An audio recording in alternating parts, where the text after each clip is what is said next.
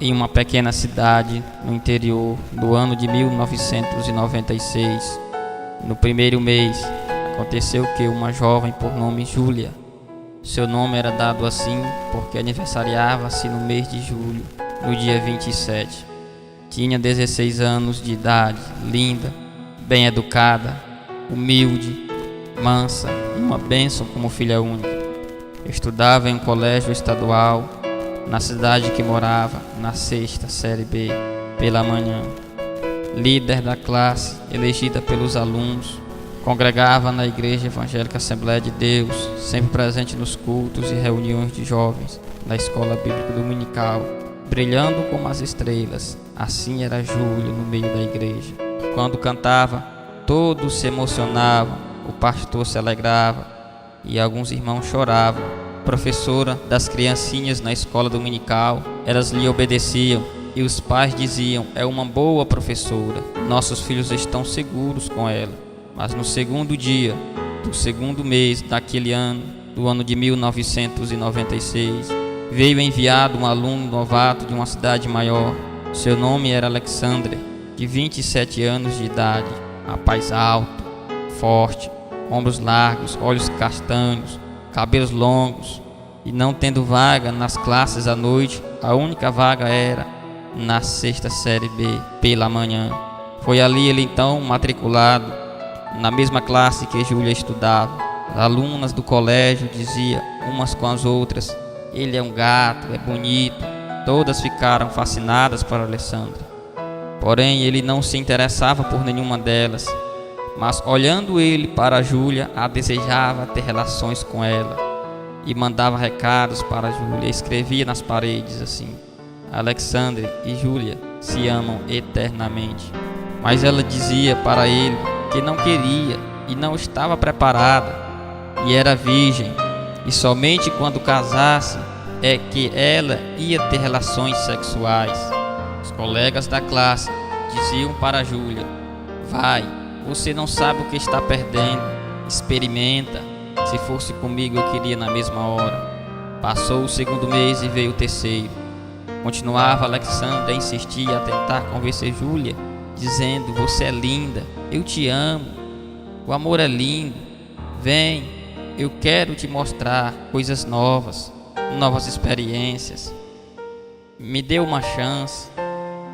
Se eu merecer, se eu não merecer, então eu vou deixar em paz, vou te deixar em paz. Mas te peço, Júlia, me dá uma chance, ninguém precisa saber. Eram essas coisas que Alexandre falava para Júlia. Passou o terceiro mês e veio o quarto mês daquele ano, e Alexandre ainda estava lá.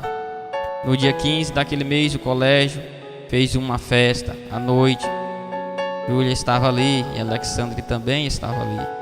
Saíram os dois de mãos dadas. No final da festa, ninguém sabe para onde eles foram.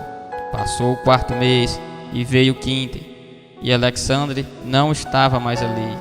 Na segunda semana daquele mês, no 6º dia da semana, dentro da sala de aula, Júlia tem uma tontura, se sente fraca e cai no chão. Ela é levada pela professora até a sala de enfermagem do colégio, toma um pouco de ar e diz: não foi nada, é porque eu saí de casa sem comer. Antes de terminar a aula, Júlia é mandada para casa.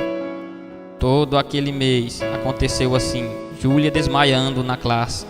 Veio o 6º mês, Júlia sai para ir para o colégio, mas não ia. Ficava nos bairros mais isolados da cidade até terminar o período da aula. Aí assim voltava para sua casa, porque ela tinha medo de desmaiar dentro da sala de aula e que levassem ela para o médico no hospital. Pensava consigo mesmo: se eu for ao médico, ele vai descobrir que eu não sou mais virgem. Aqueles que me conhecem, os colegas da classe, os irmãos da igreja vão ficar sabendo de tudo e eu não serei mais a mesma. Pensando essas coisas, é que Júlia se escondia de todos. Não estava mais frequentando a igreja, não cantava, não ia para a escola dominical, nem na escola, nem na igreja. Essa era a situação. Certo dia, a professora vai até a casa de Júlia, encontrar sua mãe e conta o que estava acontecendo. pergunta para a mãe de Júlia por que ela não está indo para a aula. Chegaram também alguns irmãos da igreja e fazem a mesma pergunta em relação aos cultos na igreja. A resposta de sua mãe é a mesma: eu não sei. Ela está muito diferente e estranha. Depois que eles se foram, chega Júlia, entra para o seu quarto, fecha a porta. Sua mãe ouve e diz: minha filha, o que foi? Abre a porta. Júlia abre a porta. Sua mãe entra e senta na cama, acariciando sua filha, diz: o que está acontecendo? Eu sou sua mãe, pode confiar em mim. Júlia chora, mas não fala nada. Assim passou aqueles dias, sem comer, com febre, foi ficando fraca, adoeceu. Foi levada ao médico, mas o exame só chegava com 30 dias. Enquanto isso, na sua casa, na cama doente, os irmãos oravam para que Deus a fosse curar. Mas não aconteceu nenhum milagre. Perguntavam a ela: Júlia, o que aconteceu? Ela chorava, mas não falava nada. Sua mãe perguntava, segurando sua mão: minha filha, conta para a mamãe. Júlia chorava, mas não falava nada. Muito magra e fraca, Júlia morreu segurando na mão de sua mãe.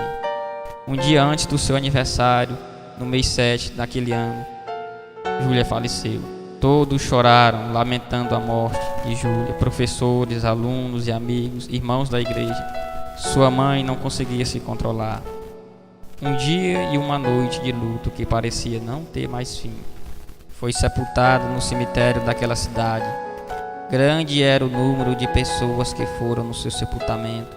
Havia muitas lágrimas, não de alegria nem de emoção, agora as lágrimas eram de tristezas. Alguns dias depois, chega na casa de sua mãe o resultado do exame médico, e o resultado era que Júlia tinha contraído uma doença sexualmente transmitível.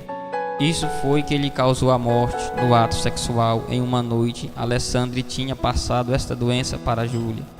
Alexandre, ninguém mais viu ele, ninguém sabe para onde ele foi.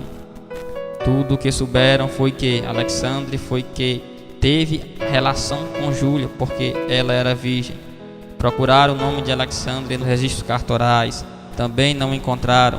Seu nome era inexistente, era como se ele não existisse. Ninguém mais viu Alexandre, também ninguém mais viu Júlia, porque ela está morta e já foi sepultada. Júlia deixou de existir. A mãe de Júlia, depois de seu sepultamento, revirando as coisas de sua filha, que não existe mais, encontrou uma carta debaixo do travesseiro, e essa era a carta de Júlia. Eu, Júlia, escrevi esta carta enquanto estava doente. A todos os que me amam eu digo que Deus tinha planos para mim, dias longos de vida, muitas coisas boas para mim, mas os meus desejos eram proibidos e desagradava a Deus. Eu, Júlia, deixei-me levar por eles. Eu, Júlia, fiz a vontade dos desejos do meu coração. Me cegaram os olhos, encurtou os dias da minha vida. Com os meus olhos fechados, eu saí da luz e caminhei em direção à escuridão. Caí num poço de lama e não vejo como sair. Eu fiz muitas pessoas sorrirem e se emocionar, mas agora eu, Júlia, farei pessoas chorar de tristeza. É verdade, eu vou morrer. Agora eu sei que o pecado engana e destrói. Os meus desejos me destruíram, a mim e tudo o que eu tinha pela frente.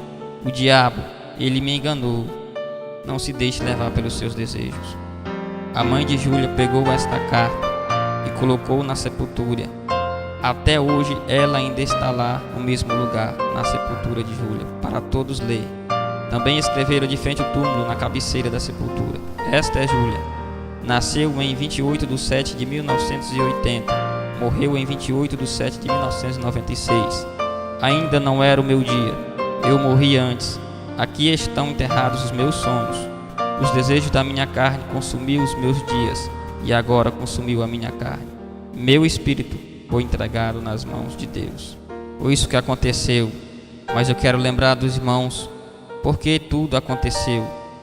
Os irmãos sabem muito bem que no livro de Tiago, no capítulo 1 e o versículo 15, a Bíblia diz que o pecado gera morte. No livro de 1 João, no versículo 16, a Bíblia diz que tem pecado que é para a morte.